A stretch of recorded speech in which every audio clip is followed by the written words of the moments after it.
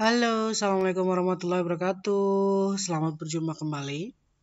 Pada video kali ini, kita masuk ke bab yang selanjutnya pada mata kuliah strategi pemasaran, yaitu tentang Red Ocean versus Blue Ocean. Sebenarnya ini apa sih, kok membahas tentang lautan, ada lautan merah sama lautan biru gitu. Sebetulnya ini adalah strategi yang bisa dipakai oleh sebuah perusahaan jika mau, if they want to run their business gitu. Oke. Yang nantinya akan kita bahas yang pasti itu adalah tentang apa itu Red Ocean Strategy dan apa itu Blue Ocean Strategy. Tapi sebelum kita masuk ke apa itu Red Ocean dan Blue Ocean Strategy, kita perlu tahu dulu nih tentang landasan strategi pada perusahaan dan juga strategi militer. Jadi antara militer dengan perusahaan, mereka kan sama-sama punya strategi gitu ya. Kayak misal kalau di militer, mereka tuh strategi yang mereka bisa buat itu ada perwiranya, ada markas pusatnya, ada tentara, ada medan perangnya, mungkin weaponnya atau senjatanya apa yang bisa dipakai gitu ya. Nah, kalau strategi dalam perusahaan itu ada direksi dan kawan-kawan. Kalau di militer ada markas pusat, maka di perusahaan ada kantor pusat. Kalau di strategi militer ada tentara, maka strategi di perusahaan ada sales dan kawan-kawan. Sedangkan kalau strategi militer itu kan ada medan perang. Ya, berperang ya, kayak yang kita tahu lah, war itu kayak apa gitu ya. Tapi kalau dalam strategi perusahaan, medan perangnya itu adalah pasar. Oke, di sini ada contohnya yaitu bagaimana strategi bertahan saat akan masuk atau mempertahankan posisi di pasar yang sudah ada atau terbentuk. Itu kalau strategi pada perusahaan. Nah, gambarannya adalah seperti ini. Ketika masuk ke dalam sebuah bisnis, kan punya kompetitor gitu ya. Nah, kompetitor ini kan banyak memperebutkan pasar yang sama. Pasar di sini maksudnya adalah konsumen gitu ya. Nah, di sini ruang pasar yang sudah banyak pesaing yang memperebutkan ikan yang sama. Jadi perusahaan itu rebutan konsumen yang sama. Nah, apakah ada strategi yang bisa dijalankan? Nah, seperti judul dari materi ini yaitu Red Ocean Strategy dan Blue Ocean Strategy. Yang pertama kita bahas dulu tentang Red Ocean Strategy ya. Apa itu Red Ocean Strategy? Nah, jadi setiap bisnis itu memiliki persaingan antar sesama pebisnis di bisnis yang sama. Apalagi banyak produk memiliki kesamaan satu sama lain di pasar. Hal tersebut berkaitan dengan satu konsep dalam dunia marketing bernama Red Ocean Strategy. Nah, Red Ocean Strategy ini mengandalkan permintaan konsumen yang sudah ada guna meraih profit atau keuntungan yang maksimal. Konsekuensinya adalah pelaku bisnis harus bekerja ekstra keras untuk mempertahankan pangsa pasar karena terdapat banyak pebisnis lain di industri yang sama. Makanya tadi kalau yang digambarkan di awal itu pelaku usahanya banyak, tapi mereka memperebutkan pasar yang sama gitu. Jadi kalau misalnya kita menggunakan Red Ocean Strategy, kita produknya sama dengan produsen lain gitu ya. Jadi kita kalau misalnya mau menggunakan Red Ocean Strategy ini, kita tuh perlu ekstra keras usahanya untuk mempertahankan pasar. Karena itu tadi kompetitor kita banyak. Nah, yang dibutuhkan pada Red Ocean Strategy, pebisnis itu harus bersaing secara ketat sehingga inovasi pemasaran menjadi hal yang sangat menguntungkan. Dengan memiliki kepekaan tinggi terhadap konsumen dan seleranya, kita sebagai produsen bisa untung jika merumuskan terobosan terbaru. Jadi memang butuh inovasi ya.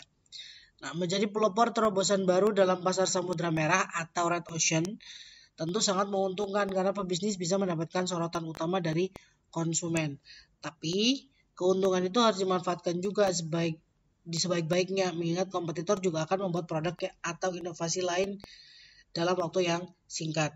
Nah, ketatnya persaingan dalam pasar Red Ocean menyebabkan konsumen sangat peka terhadap perbedaan harga.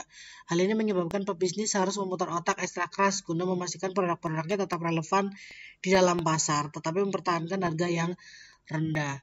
Nah, jadi tadi kan di awal kita sudah sedikit singgung ya, produknya kan sama gitu. Jadi tidak menutup kemungkinan juga kalau produk yang kita buat itu bisa ditiru sama kompetitor kita. Begitu juga dengan produknya kompetitor. Kalau mereka buat inovasi apa, kita bisa bikin produk yang sama seperti yang mereka buat gitu loh, and vice versa. Nah, kemudian karakteristik dari Red Ocean Strategy yang pertama adalah pelaku bisnis bersaing dalam pasar dengan permintaan yang sudah ada sebelumnya, sehingga pebisnis tersebut tidak menciptakan pasar baru untuk dimasuki. Jadi ibarat kata kita nyemplung ke pasar yang memang sudah ada gitu loh. Jadi ya pesaingnya memang banyak. Nah, kalau kita lihat gambarannya, kalau diilustrasikan gitu ya, yang diperebutkan itu 2 ikan, tapi yang mancing itu ada 6. Berarti kan tidak semua pemancing itu bakalan mendapatkan ikan ya, karena jumlah pemancing dengan yang dipancing itu lebih banyak yang mancing. Oke, gambarannya itu kayak gitu. Nah, karakter dari Red Ocean Strategy yang berikutnya adalah pebisnis memanfaatkan permintaan yang sudah ada tersebut untuk meraup laba usaha. Kegiatan bisnis selalu diperbarui agar tetap relevan dengan konsumen.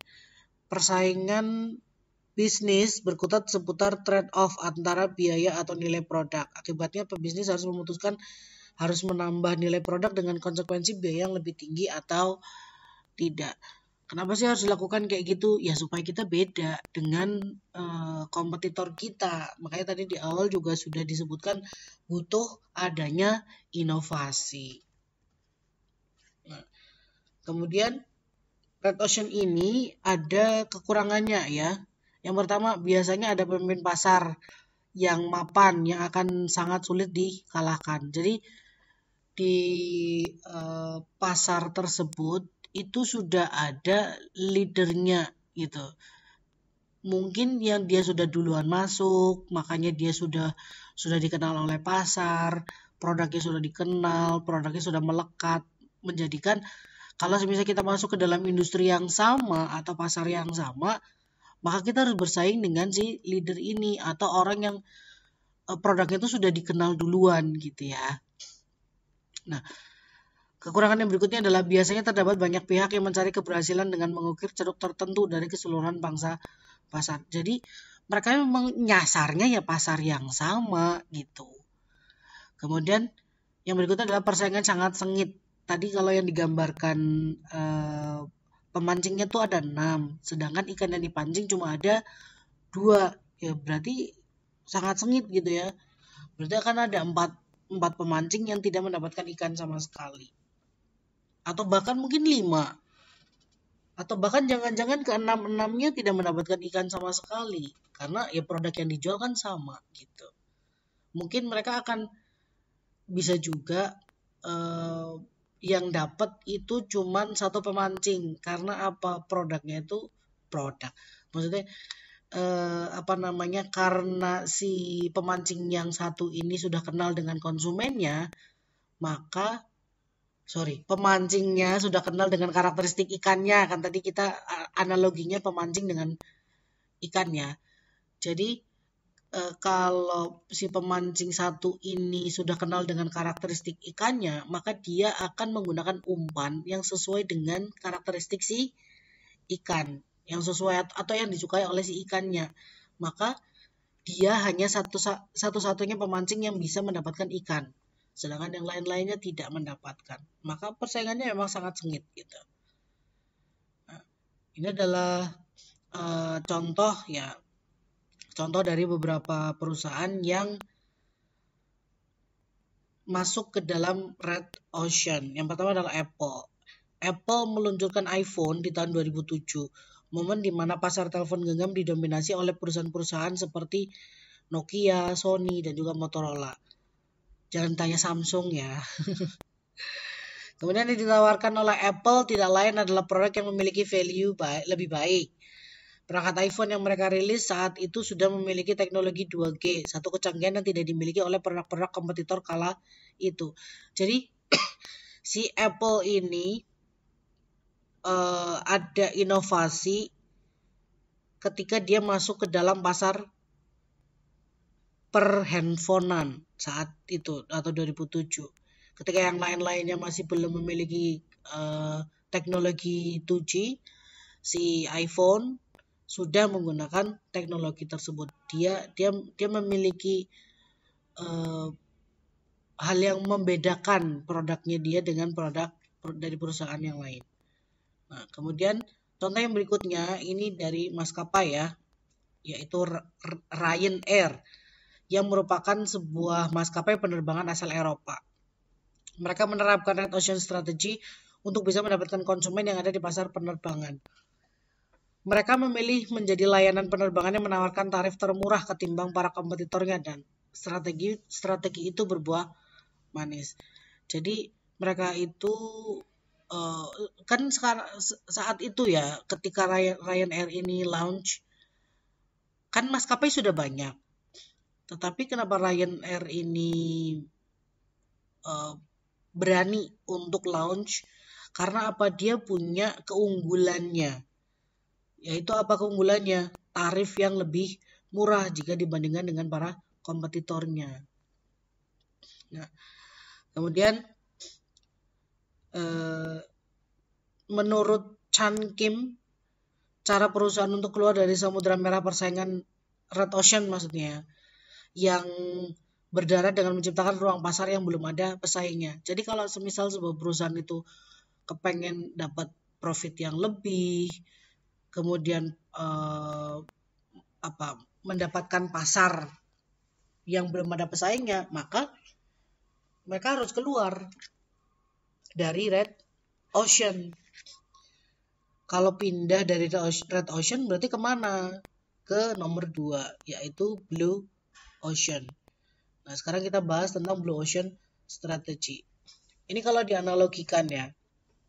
Jadi, kalau kamu di Red Ocean itu punya banyak pesaing, tapi kamu tetap kepengen mendapatkan profit untuk perusahaan kamu, maka kamu harus pindah dari Red Ocean ke Blue Ocean. Dimana kalau Red Ocean itu kan banyak pesaing, sedangkan kalau Blue Ocean itu belum ada pesaing atau mungkin pesaingnya lebih sedikit jika dibandingkan dengan Red Ocean.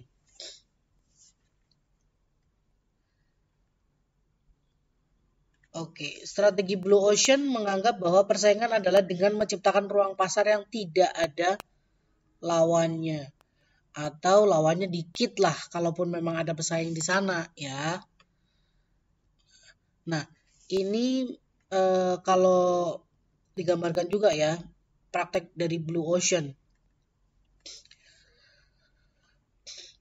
Dengan membuat perluasan lini perusahaan itu dari 86%, sedangkan kalau membuat baru yang dipraktekkan dalam Blue Ocean itu sebanyak 14%.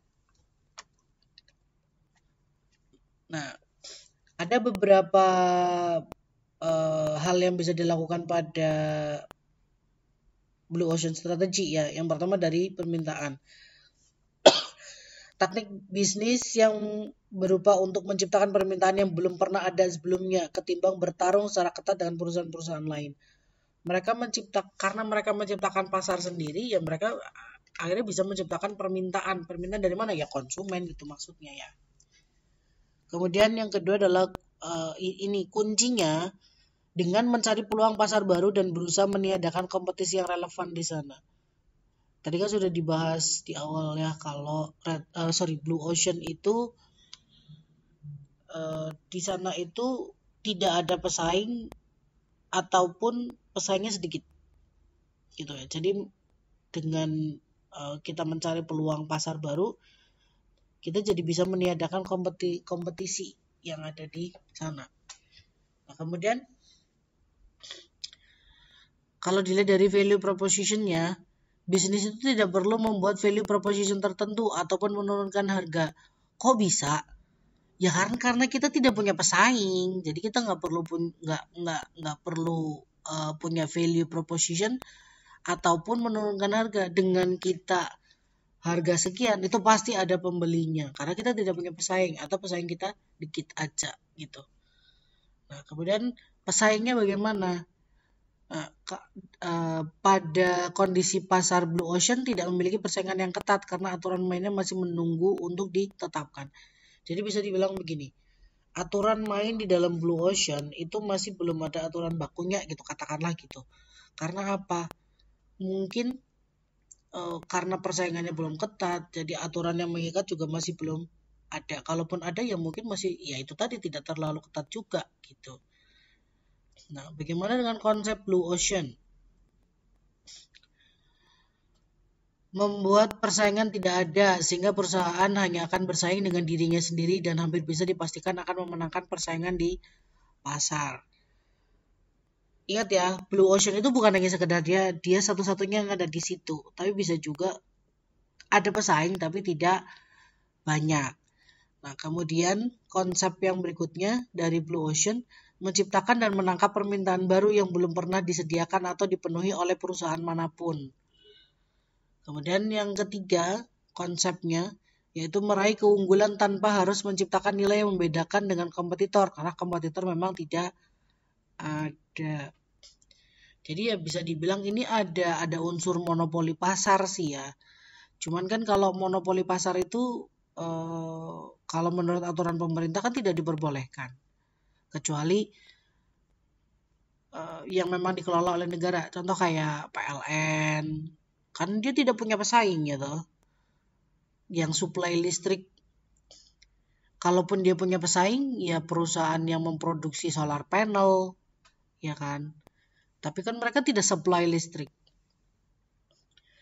Kemudian PDAM, mereka juga kan memonopoli pasar. Apalagi yang lain. KAI gitu. Emang ada perusahaan tandingan KAI di Indonesia dalam perkereta apian? Kan tidak ada toh. Nah, berikutnya kita masuk ke dalam contoh. Contoh produk atau perusahaan yang masuk ke Blue Ocean. Yang pertama ada ojek online untuk mendukung industri transportasi. Ada Gojek. Awalannya mungkin Gojek ya kalau di Indonesia ya. Di Indonesia itu ada contoh penerapan strategi Blue Ocean. Nah, seperti kita ketahui, brand yang dulunya dimulai dari layanan ojek online. Dulu belum ada layanan ojek yang bisa diakses secara online, hanya melalui ponsel. Jadi, maksudnya tuh kalau kita butuh ojek, ya kita call ojeknya gitu ya, bukan memesan melalui aplikasi gitu. Brand ini kemudian muncul dan memberi gebrakan di dunia transportasi publik. Pada awalnya perusahaan tersebut tidak memiliki banyak pesaing, bahkan tidak ada pesaing dari dalam negeri. Karenanya perusahaan ini dapat berkembang pesat dan akhirnya merambah berbagai layanan seperti taksi online, layanan pesan antar makanan, hingga dompet digital untuk berbagai transaksi. Waktu itu kan di Indonesia yang pertama kali itu adalah Gojek. Kalau Grab bukan punya Indonesia kan ya. Nah, kemudian contoh yang kedua, ada ponsel lipat yang menggebrak dunia teknologi ponsel. Pada beberapa tahun terakhir ini ya, industri ponsel dibuat kagum dengan munculnya produk ponsel lipat dari sebuah brand besar asal Korea Selatan. Meskipun ponsel lipat sudah ada sejak dulu, tapi perusahaan ini berhasil berinovasi dengan menggabungkan teknologi ponsel pintar dengan fitur layar lipat yang belum pernah ada. Kalau dulu itu contohnya kayak Motorola, Samsung yang lama, Siemens, Sony. Kalau Nokia dulu kayaknya belum ada ponsel lipat ya, atau ada mungkin ya. Tapi Kalau saya pribadi, saya dulu pernah pakai Motorola, saya dulu pernah pakai Siemens, pakai Sony Ericsson ya. Itu memang ponsel lipat, tapi tidak touchscreen. Nah, sedangkan kalau produk yang dikeluarkan oleh Korea Selatan ini, mereka tuh menggabungkan ponsel flip atau lipat dengan layarnya tuh touchscreen gitu. Kalau sekarang kalau yang kalian punya mungkin kan yang tidak bisa dilipat gitu ya. Nah, saya sih sebenarnya juga kurang paham kenapa sih handphone touchscreen itu harus dilipat. What for? Kalau yang segede yang kita punya, yang layar yang kita punya itu dilipat itu maksudnya esensinya itu buat apa sih? Biar saving space gitu, maksudnya untuk apa namanya menghemat ruang atau bagaimana? Kalau yang kita lihat di bagian bawah ini yang warnanya rose gold, dia itu kan handphonenya besar, kemudian bisa dilipat. Itu masih oke lah. Tapi kalau yang atas ini loh, itu buat apa sih? Hanya untuk menunjukkan kecanggihan teknologi atau bagaimana? Tapi tetap aja memang ada pasarnya karena kan dia tidak punya pesaing ponsel lain yang mengeluarkan produk yang sama seperti ini gitu. Nah, di sini dikatakan bahwa produk ini menjadi salah satu pionir dan dengan cepat merajai pasar ponsel lipat saat ini. Belum banyak brand lain yang mampu menciptakan teknologi serupa sehingga persaingan yang dihadapi perusahaan Korea Selatan tersebut masih terbilang sangat minim. Kalau kita lihat dari pesaing-pesaingnya kan ya memang kayaknya belum ada ya yang mengeluarkan ponsel lipat ya. Baru satu merek ini doang ya. Kemudian lanjut contoh yang berikutnya ada Air Asia. Jadi strategi Blue Ocean memang membutuhkan kreativitas dan inovasi cukup tinggi dalam penerapannya dalam bisnis. Tapi sekalipun saat ini kita masih berada di area persaingan Red Ocean, bisa saja secara perlahan kita akan menuju ke area Blue Ocean. Nah, maskapai Air Asia ini menjadi salah satu contoh dari strategi Red Ocean yang kemudian menjajaki arena Blue Ocean. Jadi kayak si Ryanair tadi ya yang di Red Ocean, ini mungkin Air Asia juga awalnya kan ya memang pada dunia maskapai gitu ya, dunia penerbangan atau avian. Mereka masuk ke industri penerbangan. Kan pesaingnya sudah ada tuh. Kalau di Malaysia itu kan ada Malaysia Airlines yang memang sudah besar gitu. Sedangkan kalau penerbangan internasional kan ada banyak. Kalau yang dari Indonesia aja sudah ada Garuda, ada Batik, ada Lion yang masuk ke Malaysia loh ya. Kemudian kalau dari negara-negara lain ya banyak. Ada Emirates, ada KLM, ada Singapore Airlines. Kemudian banyak lah ya pokoknya kalau yang dari negara lain. Nah, AirAsia ini menjadi perusahaan penerbangan di wilayah Asia Tenggara yang mengedepankan prinsip low cost carrier. Jadi AirAsia memiliki sudut pandang yang berbeda dari maskapai lainnya yang mengutamakan kenyamanan ekstra dengan tarif yang sangat mahal. Kalau maskapai lain itu memang tarifnya mahal itu ya. Saya pernah merasakan beberapa maskapai selain AirAsia. Dulu penerbangan pertama yang saya pakai itu adalah pakai AirAsia memang ya. Jadi first impression saya, kok ternyata di pesawat kayak begini gitu ya. Tapi kemudian saya pakai Malaysia Airlines, saya pakai KLM, itu punya experience yang berbeda dan saya merasakan sangat-sangat perbedaan antara AirAsia dengan maskapai yang lain. Kalau AirAsia itu murah, memang murah. Sedangkan kalau kayak Malaysia Airlines sama KLM yang ini contoh yang saya alami aja lah ya. Mereka itu memang mahal karena ada beberapa fasilitas yang ditawarkan pada maskapai KLM dan juga Malaysia Airlines itu masuk ke dalam pembayaran atau apa yang harus kita bayarkan ketika kita book tiket. Sedangkan kalau AirAsia itu tidak. Nah, AirAsia ini bisa melihat kebutuhan penumpang pesawat yang lebih mengutamakan ketepatan waktu berangkat, proses pembelian tiket yang tidak merepotkan, hingga pemilihan tempat duduk yang sesuai dalam pesawat. Nah, dan hal ini membuat AirAsia berani keluar dari zona yang sama dari maskapai pada umumnya. Nah, AirAsia itu kan dia kalau kita book tiket itu exclude, kita bisa tidak menyertakan bagasi. Kita tidak perlu, kalau semisal perjalanannya penerbangannya cuma 2 jam, mungkin sebelum terbang kita bisa makan duluan nih di bandara daripada kita harus makan di pesawat gitu. Jadi kita exclude makanan. Nah, kemudian kalau di AirAsia itu mereka jual merchandise di dalamnya. Jadi ada makanan, merchandise, itu mereka jual terpisah gitu.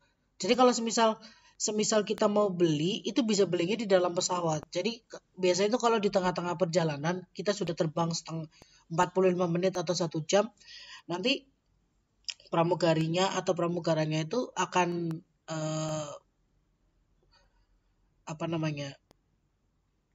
jalan di tengah-tengah gitu ya, di tengah-tengah yang di lorong pesawatnya gitu. Mereka akan menawarkan mau makan apa, mau minum apa, atau mau beli merchandise apa, kayak gitu ya. Dan kalau kita mau makan ya kita beli. Kalau kita mau beli merchandise-nya ya bisa beli di tengah-tengah perjalanan gitu, dan itu exclude atau tidak termasuk dalam biaya tiket. Ya, orang-orang ya akan berpikiran bahwa tiket AirAsia akan jauh lebih murah karena exclude bagasi, exclude makanan, exclude merchandise gitu. Itu yang menyebabkan AirAsia itu bisa keluar dari zonanya Red Ocean masuk ke dalam Blue Ocean. So far saya masih belum menemukan strategi ini dipakai oleh maskapai lain. Jadi bisa dikatakan ya si AirAsia ini masih merajai Blue Ocean gitu ya. Nah, kemudian yang berikutnya adalah Netflix. Siapa di sini yang tidak tahu Netflix? Di sini apakah ada yang berlangganan Netflix? Jadi Netflix itu apa sih? Netflix itu perusahaan layanan penyedia film dan series. Dan dia tidak berusaha untuk menjalankan kompetisi dengan toko-toko rental film. Tapi Netflix memilih untuk memberikan model layanan terbaru. Awal bisnis Netflix, perusahaan ini memberi layanan sewa film menggunakan mail. Kemudian baru mereka menjadi platform pertama yang mengenalkan layanan streaming film maupun video berbayar dengan sistem user subscription atau berlangganan. Seperti halnya Gojek yang pada akhirnya memiliki pesaing bisnis, Netflix sekarang memiliki banyak kompetitor seperti Disney Plus, Video, Ikiyi, dan lain sebagainya. Tapi Netflix masih menjadi pilihan teratas bagi orang-orang yang mau subscribe atau berlangganan untuk nonton film. Coba deh kalau misalnya kalian lihat di postingan-postingan orang, kalau mau nonton film ya di Netflix, mereka tidak menyebutkan aku mau Disney Plusan dulu ya, no. Tapi mereka akan lebih banyak menyebutnya aku mau Netflixan dulu. Maksudnya Netflixan apa? Nonton, mau itu film ataupun series. Nah, kemudian ada beberapa langkah untuk menerapkan Blue Ocean Strategy. Yang pertama, start the process. Di mana seseorang atau perusahaan yang ingin menerapkan Blue Ocean Strategy memilih titik awal dan membuat tim yang tepat untuk mengeksekusi bisnis mereka. Kemudian langkah yang kedua adalah understand where you are now. Proses di mana perusahaan melakukan identifikasi akan kondisi tim dan perusahaan secara keseluruhan termasuk pada kelebihan dan kekurangan mereka. Kemudian yang ketiga, imagine where you could be. Bayangkan kamu akan ada di mana. Tentu sekiranya ada halangan yang dapat mengancam bisnis dan identifikasikan stakeholder semua pihak yang memiliki kepentingan dalam perusahaan mana saja yang akan dijangkau. Kemudian langkah yang keempat, Find how you get there. Bagaimana cara nyampe di sana. Nah, cari pilihan-pilihan alternatif yang mungkin dapat dilakukan jika suatu rencana tidak berjalan baik. Perusahaan juga perlu mengatur market boundaries atau batasan ya. Kemudian yang kelima, understand where you are now. Resmikan model besar dari proses-proses sebelumnya. Ujikan dan realisasikan strategi bisnis Ocean Blue. Jadi kalau sudah langkah-langkahnya sudah dijalankan, kita paham kita ada di mana, ya sudah launch your business. Jangan hanya sekedar menjadi angan-angan atau hanya sekedar menjadi rencana saja. Nah, kemudian ini adalah beberapa kelebihan dari Blue Ocean Strategy. Yang pertama, menjadi perusahaan perintis dalam suatu industri akan membangun citra dan reputasi perusahaan. Misal, ketika Gojek berdiri, ia selalu digadang-gadang memiliki image sebagai pendiri pertama dari industri transportasi online di Indonesia. Ini terjadi ya ini di keluarga saya. Kalau kita mau kemana-mana gitu ya, kalau kita mau naik transportasi online gitu, transportasi umum gitu maksudnya, kita akan menyebutnya apa? Ya udah, naik Gojek aja. Padahal aplikasi yang dibuka adalah Grab. Jadi hampir sama dengan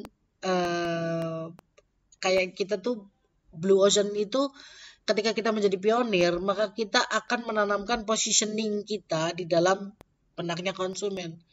Jadi ya kalau semisal konsumen mau beli apa, beli produk apa gitu ya, tapi yang disebut itu adalah brand. Contoh kayak air minum, air mineral. Kita kalau mau beli air mineral bilangnya apa? Apakah, Bu, saya mau beli air mineral? Enggak, yang kalian sebut apa? Bu, mau beli aqua. Karena aqua itu dulu, itu kan masuk ketika tidak ada pesaing. Belum ada Yora, belum ada Fit, belum ada Adi, belum ada Suli, dan lain sebagainya. Le Mineral itu dulu belum ada. Gitu ya. Kemudian kelebihan yang kedua adalah perusahaan yang memiliki bisnis perintis biasanya telah memiliki channel distribusi, inovasi teknologi, dan aset-aset penting lainnya, sehingga dapat menjadi suatu keuntungan untuk mengungguli rival atau pesaing yang mungkin akan datang. Perusahaan pesaing mungkin saja masih mencari-cari, bahkan mungkin memiliki pengeluaran yang begitu besar untuk modal mereka. Nah, saat itulah perusahaan rintisan dapat dengan mudah mengatur harga pasar.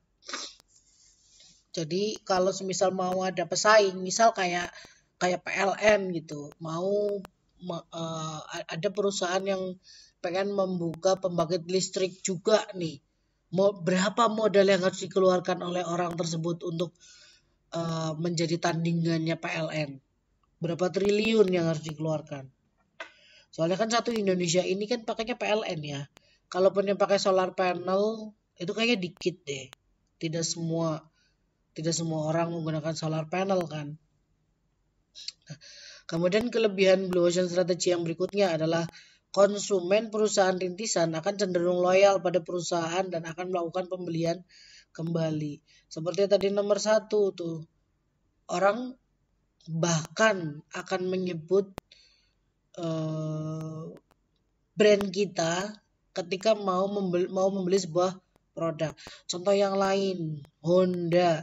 Semua jenis kendaraan motor gitu ya, sepeda motor disebutnya apa? Honda. Terus apa lagi? Odol. Odol itu kan merek, tapi pasta gigi semua disebutnya odol. Apalagi contoh yang lain, mungkin kalian bisa sebutkan ya. Nah, kemudian kelebihan yang keempat, menjadi perintis merupakan suatu tindak ofensif pendahuluan sehingga perusahaan mampu membuat produk yang tidak mudah diimitasi atau bahkan tidak mungkin ditiru. Contohnya kayak PLN, kan sulit buat ditiru itu. Apalagi KAI, apalagi yang lain, PDAM, apalagi yang lain, coba kalian carilah ya, banyak. Kemudian kalau ada kelebihan kan tidak semuanya perfect gitu ya. Blue Ocean kelihatannya keren banget nih, tapi ternyata juga ada defectnya atau ada kekurangannya. Kekurangan yang dimiliki oleh pelaku bisnis yang melakukan Blue Ocean Strategy secara umum terjadi ketika perusahaan memiliki produk ataupun aksi yang mudah disalin atau ditiru oleh perusahaan lain. Ketika perusahaan ditiru oleh kompetitor, dalam waktu singkat perusahaan perintis dapat dengan mudah disingkirkan oleh pesaing. Dengan begitu, perusahaan yang menerapkan Blue Ocean perlu untuk mengamankan competitive advantage-nya untuk tetap dapat bertahan pada industri. Blue Ocean Strategy merupakan strategi yang cukup sulit dilakukan karena pelaku bisnis perlu melihat peluang dari adanya target pasar baru. Perusahaan yang menerapkan Blue Ocean Strategy memiliki resiko yang cukup tinggi juga karena perusahaan akan menjadi perusahaan first mover di mana mereka menjadi penggerak pertama. Walaupun begitu, Blue Ocean Strategy akan memiliki potensi yang sangat besar karena dalam industri belum ada kompetisi yang berarti. Nah, kalau setelah kalian tahu nih ya, kelebihan, kekurangan, dan juga tadi ada beberapa langkah dalam Blue Ocean. Nah, pertanyaannya adalah, apakah kamu tertarik mengembangkan strategi ini dalam bisnis kamu yang nantinya atau yang kamu rencanakan untuk kamu bangun? Atau aduh, kayaknya saya mau masuk ke Red Ocean aja deh, soalnya produk saya ini mainstream banget gitu. Tapi untuk mendapatkan pasarnya itu tidak terlalu sulit karena pasar saya ini setiap waktu selalu ada gitu misal. Atau saya punya nih Bu produk yang